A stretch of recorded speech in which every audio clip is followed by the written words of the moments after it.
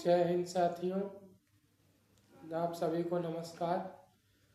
साथियों, पिछले वीडियो में हमने चर्चा किया था प्रस्तावना के बारे में, जो कि संविधान का दर्पण है, जिसको समझकर हम संविधान के बारे में उनकी झलकियों को समझकर आगे संविधान के अध्ययन को बढ़ा सकेंगे। इसी कड़ी में साथियों, जिस किताब का मैंने कल आपको परिचय करवाया था, जो कि ये किताब है, आप सभी इसे देख सकते हैं, bare act the constitution of India, और ये एम्बिशन पब्लिकेशन की बुक है। ये इंग्लिश मीडियम में है, तो हिंदी माध्यम वाले विद्यार्थी बिल्कुल ना घबराएं कि उनको चीज़ें समझ में नहीं आएंगी, बल्कि उनके लिए एक फ़ायदा होगा कि जब मैं अपने अध्यापन के कार्य में बीच बीच में इंग्लिश के शब्दों का इस्तेमाल करूंगा, तो उन्हें भी इंग्लिश के ढेर सारे शब्दों का पता चलेगा, जिसकी मदद से वो आम जीवन में इंग्लिश बोल पाने में सक्षम हो सकेंगे, परीक्षाओं में इंग्लिश लिख पाने में सक्षम हो सकेंगे। क्योंकि साथियों, चाहे वो पेट का एग्ज़ाम हो, चाहे वो इलाहाबाद हाई कोर्ट की जो वैकेंसी आती है वो हो, या एसएससी हो, हर जगह साथियों आपको इंग्लिश आनी ही आनी है। एसएससी में तो 1/4 भाग अंग्रेजी का आता ही आता है। तो हम इंग्लिश से भागने के बजाय इंग्लिश को धीरे धीरे सीखते और समझते हैं। तो चलिए शुरू करते हैं। संविधान, जैसा कि आप सभी लोगों को ज्ञात होगा कि संविधान में 22 भाग हैं, 12 अनुसूचियां हैं और 395 अनुच्छेद हैं। तो साथियों, अनुच्छेद 1 से लेकर 4 तक भाग 1 के अंतर्गत आता है। तो हम चलते हैं पहले आर्टिकल की ओर, यानी आर्टिकल 1 क्या कहता है। The union and it's territories इस भाग 1 का नाम है, यानी कि भारत और उसके राज्यों का संघ ही इस पहले भाग का नाम है। तो हेडिंग लिखी है, name and territory of union India that is Bharat shall be union of state. यानी भारत जो है एक राज्यों का संघ है। भारत एक राज्यों के संघ का अर्थ यह है कि कई राज्यों को मिलाकर एक संघ बनाया गया है, और इसी संघ का नाम है भारत या फिर इंडिया। क्योंकि संविधान में दोस्तों ना ही हिंदुस्तान शब्द का इस्तेमाल हुआ है, ना ही आर्यावर्त शब्द का इस्तेमाल हुआ है। हमारे संविधान में सिर्फ इंडिया और भारत शब्द का इस्तेमाल किया गया है। अब अनुच्छेद 2 पे आते हैं साथियों। अनुच्छेद 2 कहता है एडमिशन और establishment of new state. Admission मतलब होता है दाखिला लेना, जैसे अब स्कूल में एडमिशन लेने जाते हैं, दाखिला लेने जाते हैं, तो एडमिशन शब्द का अर्थ यही हुआ, दाखिला लेना।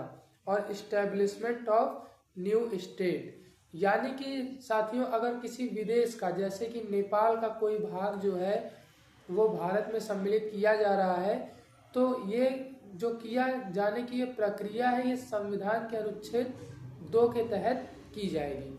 अर्थात हमें भारतीय सीमा के बाहर की किसी भूभाग को अपने देश की सीमा में सम्मिलित करना है, तो हम अनुच्छेद 2 का प्रयोग करते हुए, प्रावधानों का उपयोग करते हुए, सदुपयोग करते हुए शामिल करेंगे।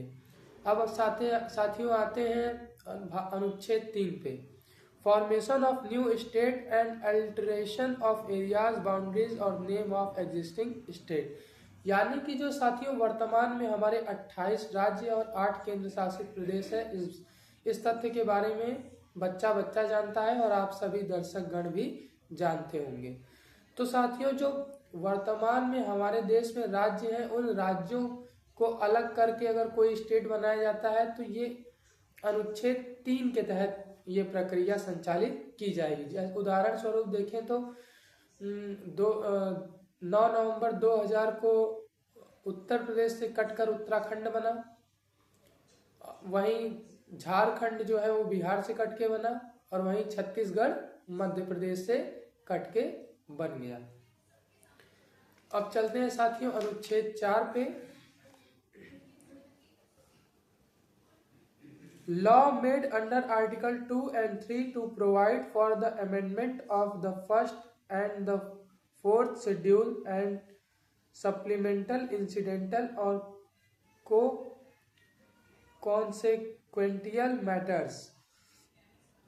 तो साथियों ये बोल रहा है law made under article 2 and 3, यानी कि जो कानून अनुच्छेद 2 और 3 के तहत बनाए जाएंगे to provide for the amendment of the first and the fourth schedule. और फर्स्ट और फोर्थ शेड्यूल, यानी शेड्यूल का मतलब है अनुसूचियां, यानी फर्स्ट और फोर्थ शेड्यूल में जो बदलाव किए जाएंगे वो उनके बारे में ये अनुच्छेद कह रहा है।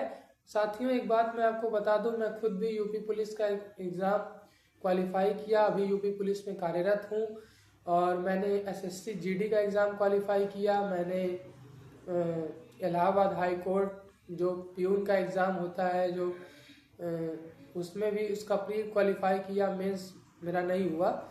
तो साथियों मैंने भी एग्ज़ाम दिए हैं, कॉम्पिटिटिव एग्ज़ाम दिए हैं, और मैंने देखा है कि अनुच्छेद 4 की चर्चा कहीं न कहीं आयोगों में कम ही रहती है। अनुच्छेद 4 से प्रश्न बनने की संभावना नहीं रहती है। तो साथियों ज़रूर बताइएगा कमेंट में कि आपको ये जानकारी कैसी लगी। फिलहाल साथियों जय हिंद, जय भारत, वंदे मातरम, भारत माता की जय जयकार। साथियों बहुत बहुत धन्यवाद, आपने इतना धैर्यपूर्वक मुझे सुना, सीखा, समझा। आपसे भी मैं बहुत कुछ सीखा, समझा। ये प्रक्रिया अनवरत यूं ही जारी रहे, ऐसी मैं परमपिता परमेश्वर एवं माता रानी से तहे दिल से प्रार्थना करता हूँ। आपका दिन शुभ हो, आप अपना और अपनों का ख्याल रखते रहें। धन्यवाद साथियों, बहुत बहुत धन्यवाद।